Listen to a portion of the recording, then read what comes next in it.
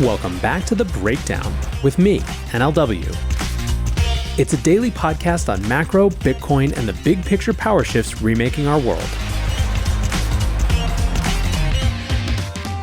What's going on, guys? It is Friday, December 6th, and that means it's time for the Friday Five.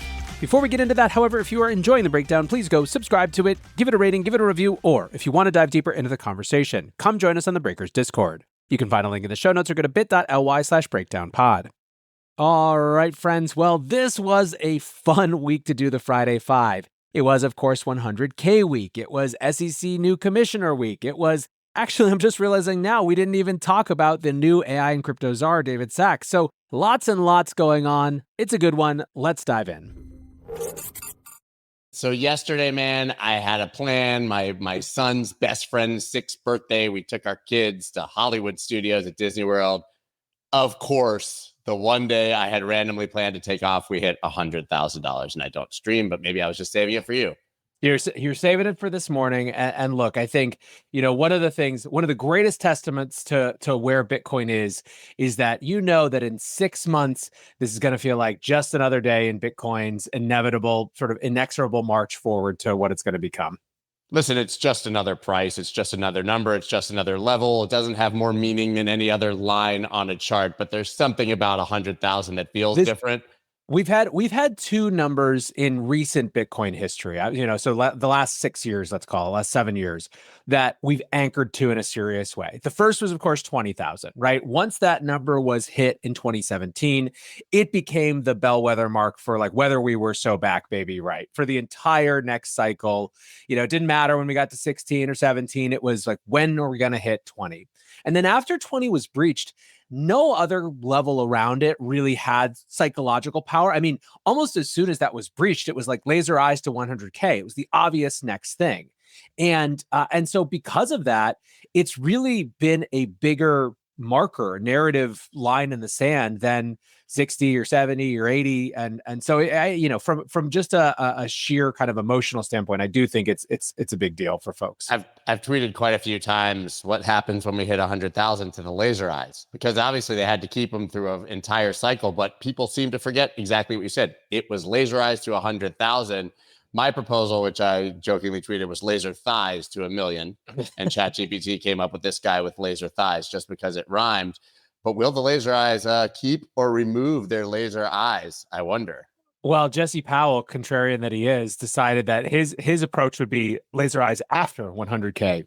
Nice. So he came prepared. He came prepared with a very dramatic profile picture upgrade. Go check out if you haven't. It's Jess Powell on Twitter. Awesome. So here we go. We've got quite a few takes, obviously, on this 100,000, which is clearly our first story. So you have, obviously, Donald Trump. Congratulations, Bitcoin's $100,000. You're welcome. If you didn't see that, I'm not subscribed to Truth Social, so I'm sorry about what that looks like, but he posted that on Truth Social. I love that he kind of took credit for it. We have El Salvador President Nayib Bukele tweeting, "It ain't much, but it's honest work," meme. Hilarious. So we have multiple presidents, one posting a meme. And of course, Peter Schiff. Without expected government intervention, this milestone never would have been hit. Seems to not realize that the same rules apply to gold. But hey, here you go. Of course, Novogratz celebrating 100,000. Brian Armstrong pointing out that if you had bought $100 of Bitcoin when Coinbase was founded in June 2012, it would now be worth $1.5 million. And if you had just kept that $100, you'd have $73 worth of buying power. And of course, Scaramucci finally kind of coming around saying, "I owe President-elect Trump a McDonald's gift card for Christmas," admitting at least to some degree that, of course, Donald Trump's support of Bitcoin has led us to this point. Yeah, I mean, there's no denying that the changing political nature and destiny of this thing has been a huge part of the story throughout this year. I think you can even argue that, while it wasn't political in the sense that a politician getting on board was, I've said before, I really think that it was BlackRock filing the Bitcoin spot ETF that drew the line in the sand post FTX collapse that said, sorry, anti-crypto army, it's not going to die this time. Up until that moment, it could have gone lower. It could have been more and more insecure. When the world's biggest asset manager said, no, we want it, then, that stopped for all intents and purposes. It threw a big brick wall. And it's been a political story throughout this entire time. Now, would it have hit these numbers even without that? I believe absolutely, but it wouldn't have happened in the same way or on the same timeline. Yeah, I think it would have taken us a little longer, certainly, to get to $100,000. But I don't think that there's anyone who's been around for a few cycles that thought this wouldn't happen Yep. eventually. So here we are, and you can't talk about 100,000 in the political environment without talking about these incredible appointments that Trump is making. I kind of bundled a few of them together. We have Scaramucci once again. Listen, you got to give the guy credit where credit's due. He was the biggest critic, but he's giving support where he feels he should. Scott Bessent, Kevin Hassett, Paul Atkins, Michael Falkender. Have to admit, Trump is cooking with his economic team so far. So we officially have SEC chair Paul Atkins. Guy was on the Securities and Exchange Commission before, wildly outspoken in favor of crypto, even owns an agency that effectively does a company that does consulting in that. And then this just broke. Trump names David Sachs as White House AI and crypto czar. We saw names like Chris Giancarlo being floated for this job. Of course, this is David Sachs of VC and All In Pod fame. I mean, this guy is wildly pro crypto, pro AI, pro tech, pro mergers and acquisitions, pro innovation, anti regulation. The hits just keep on coming. I don't think you can be upset as a crypto native about any of these picks. I can see other political reasons maybe you would, but from our perspective, I mean, we are humming along here. Yeah, I mean, I think with this AI and cryptos are with that position, no one knows exactly what it's going to do, what authority it's going to have. I think that putting someone who is, heart of Silicon Valley as that clearly indicates where the trajectory is in terms of what the priorities are likely to be. And Sachs is a pretty open book when it comes to his particular politics and how he thinks about these things. Yeah, I agree. I mean, listen, I think Scaramucci's post is reflective of something that you see a lot right now, which is there are a lot of folks who still have whatever issues they have with Trump himself and really can't get on board the Trump train, but who recognize or who do appreciate that the coalition that has been built around this administration this time, it looks a little bit different than 2016. It looks a lot different than 2016. It's a much sort of wider set of folks, and a lot of it tends to be pretty heart and center, when it comes to what's good for this particular industry. So I think there's a lot of enthusiasm out there for very clear reasons. Yeah, I mean, we've talked about this quite a few times, but I think the first Trump election was a bit of a surprise. It took them months and months and months to even get key people in place. They were ready for victory this time. And regardless of your thoughts on Trump as a person, as you said, you have to give credit for putting in extremely competent people, whether you politically agree with them or not, but competent people into every meaningful post, and seemingly a willingness that was not there in the first term to listen to younger, smarter people and just kind of wipe your hands of these things that are not your core competency. That's what you would want a leader or a CEO to do. In the first Trump presidency, a lot of people maybe didn't think that he treated it like the business that they thought he would. He clearly is now. He's saying, you're in charge of this. You're my CFO. You're my CMO. And especially on the business side of things. I think there's a lot to discuss for various people that's around what I'm talking defense, about. education, clear, whatever. But when it comes in to the business of our agent, yeah. Yeah, when it comes to business and economics, there is a very clear through line. It is the next generation of pro tech, pro innovation, pro America, like excited builders. Like this is every single one of these positions has that feel and that flavor. Atkins is interesting. Atkins is not a ideologue deregulator for the sake of deregulation. He's a person who feels on a very fundamental level that on average, government rules introduce that there's always a balance of complexity versus what sort of benefit they have. And he just tends to think that most times they introduce, undue complexity that doesn't actually add value.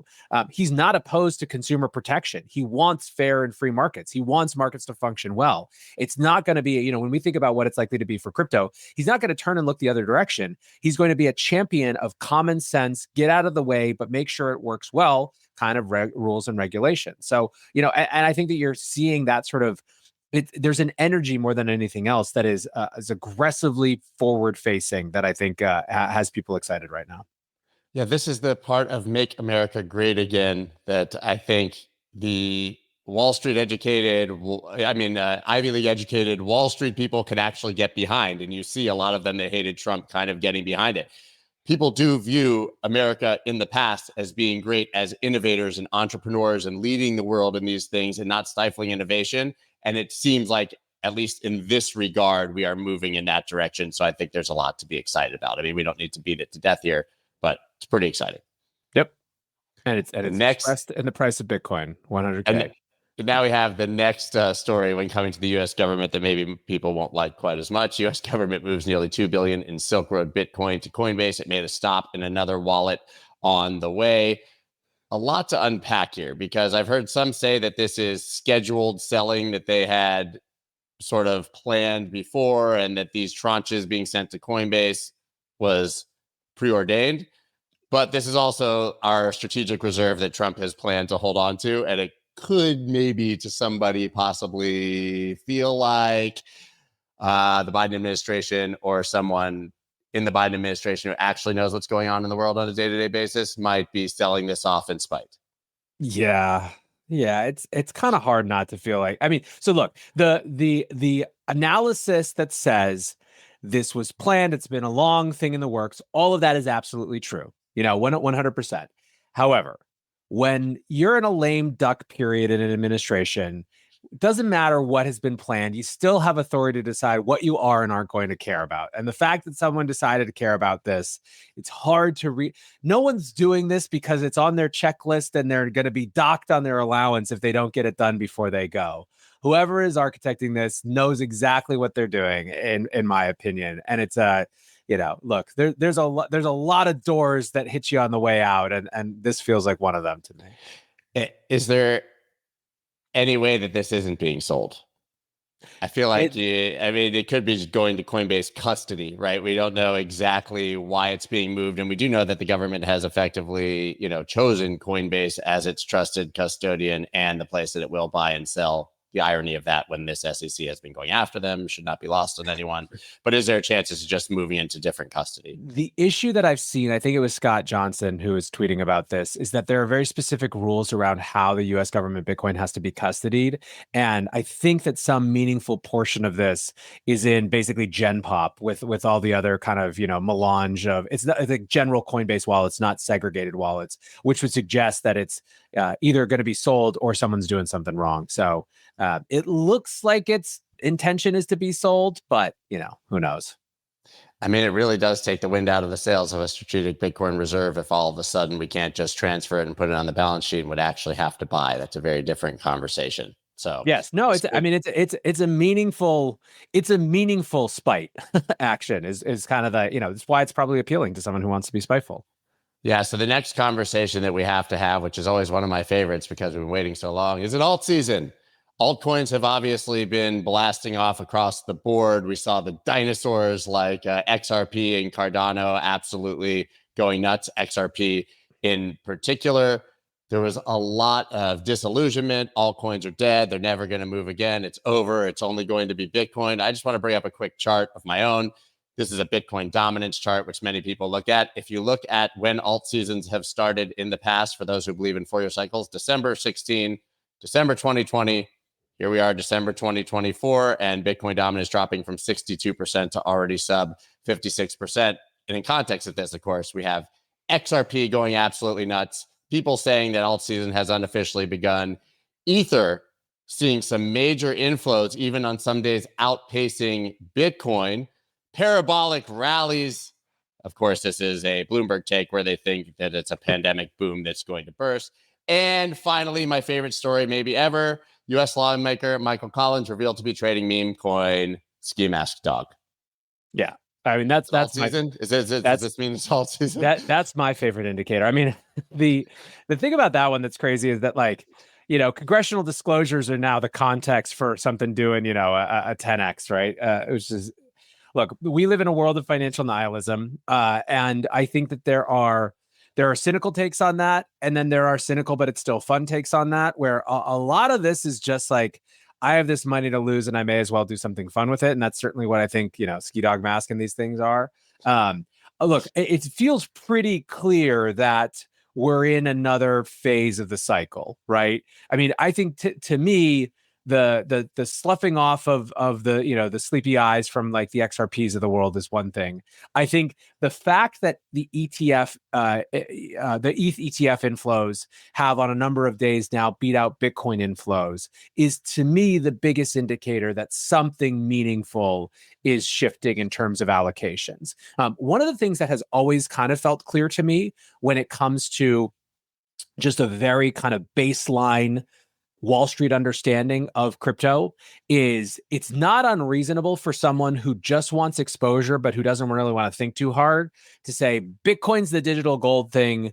ETH is the tokens and all the other crap stuff. So if I have exposure to both of those, I basically get exposure to everything, right? Obviously, that's not how people inside the industry feel. And as you get a more sophisticated analysis, I think there's going to be lots and lots of flavors of traditional financial products that people buy. But it's a not unreasonable take as sort of a 80-20 ceteris paribus. Let's go get my exposure and be moving on. And so it's been interesting that hasn't been how it's played out at all. People have just been interested in Bitcoin. The ETH ETFs have basically done nothing.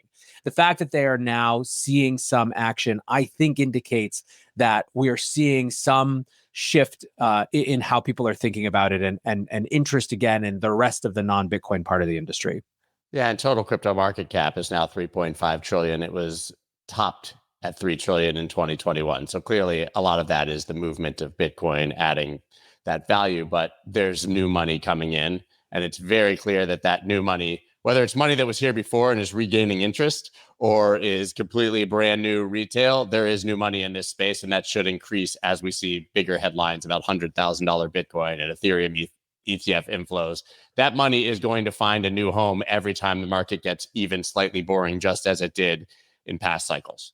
I would expect to see, and this is, I think, the thing that we should look for over the next couple months, some pretty serious narrative competition, right? We've talked a bunch of times about how there hasn't really been that altcoin, non-Bitcoin side of the market narrative to really drive new behavior in. The closest thing that we've had to it is meme coins. And God bless, a lot of people have tried to become meme coin philosophers, but it certainly hasn't had, at least yet, the broad resonance that NFTs or ICOs did.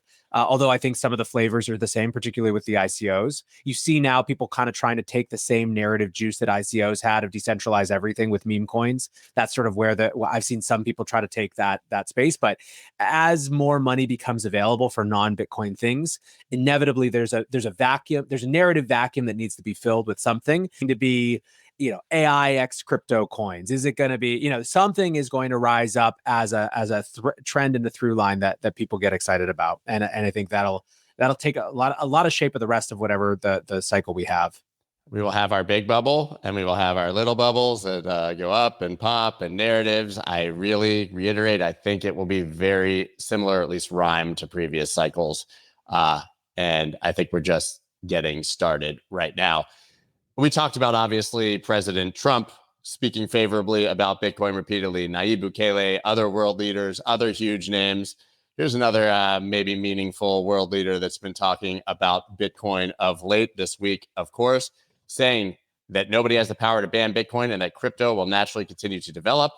And he signed a law, Putin, that declares cryptocurrencies its property, a significant step in regulating the industry. I don't know if we want to unpack him before we get into Powell and Griffin, but we've got some big names speaking favorably about Bitcoin. Maybe we'll talk about Putin quickly first. Yeah, I mean, my favorite comment around this, and I apologize, I quoted them on my show. Maybe it was Neil Jacobs, but I quoted them on the show the other day. In the wake of these comments from Putin, there were a number of folks who basically said very reasonably, whoa, hold your jets. You don't want to hold up Putin as, as your example of adopter. And someone made the point that it wasn't Putin embracing Bitcoin, it was Putin capitulating to Bitcoin. And that's very, very much what all of this felt like. These were not full-throated endorsements of, these aren't Larry Fink, right? Going from I was wrong to now I'm the big bull. These are people who are throwing their arms up, shrugging, and saying, it's here and it's not going away. This is Gensler approving the Bitcoin spot ETF and saying I kind of had to. It's totally. more that. It's exactly. more that. Yeah. Yeah. Yeah, I totally agree. And listen, we haven't heard Jamie Dimon yet. Maybe he'll eventually come around. I don't know. Maybe we'll get Peter Schiff. But Ken Griffin. I mean, talking about the CEO of Citadel. This is a guy on par with Larry Fink as far as financial power and respect. And Jerome Powell. I have clips from both of them. Let's see what Jerome Powell just had to say about Bitcoin. This is the chairman of the Fed. In the Federal Reserve itself, in terms of the system, what do you think of that idea? I don't think that's how people think about it. I mean, it's so, people use Bitcoin as a speculative asset, right? It's like gold. It's just like gold, only it's virtual. It's digital. People are not using it as a form of payment or as a store of value. It's highly volatile. It's not a competitor for the dollar. It's really a competitor for gold. That's really how I think of it. Kind of a lot there, to be honest, because those things don't necessarily square with one another. Yeah, I mean, we sort of talked about it, he's saying gold's not a store of value, which I think a lot of people would take issue with, basically. But he's assets. I think he's wrong. This to me is an example of when you've lost your first narrative battle, so you try to claim a secondary victory by trying to nudge people towards it is more than maybe what I said it was before, but it's not fully the thing that you think it is. I mean, that's the feel and the flavor to me. He seemed more confused about gold than Bitcoin in that clip, to be quite honest. But I think the story there is that Jerome Powell is sitting on stage answering questions about Bitcoin, right? Yeah. When you zoom out, regardless of what he says. And here's Ken Griffin, the CEO of Citadel. Therefore, do you say this whole thing is some crazy speculative bubble that ends badly the way Warren Buffett says? Or do you say it could just live up in these numbers and it makes a lot of sense? So the question is how much has this structurally captured the zeitgeist of the world? What do you think? I don't know. I think part of this is, going back to why did people vote for Trump? They want to get away from the yoke of government. Well, so therefore, maybe it has a future. It may have a future. You have to remember that an asset like this, an intangible asset like this, its value derives from intangible aspects. Right. Part of being a community, part of having this sense of I stand opposed to the power of the state. Right? People take joy in that. And I think that one of the things that we did see over the course of this election cycle is the American people saying, I want to have agency in my life. And crypto's part of that. That's the kicker. That wasn't the best high quality video, but people want agency in their lives, and they view this as kind of a hedge against the government. Yeah, I think this is a much more interesting of all the three. This is the analysis that I think is the most interesting, because I think it most comes to the conclusion that has been obvious to a lot of folks for some time, that there is this deep wellspring of dissatisfaction about where things are. I mean, look, if the Democrats understood that discontent better, they would have done better in the elections, right? The fact that we're unable to understand or appreciate how people feel, so much of politics in the last 10 years has been trying to convince people that they're wrong about how good things are or how bad things feel. And, it just hasn't worked. There's been this deep underlying discontent. We're looking for exits. Bitcoin, it represents a very empowering exit path. And, I think it's smart that Ken Griffin is finally appreciating what it is.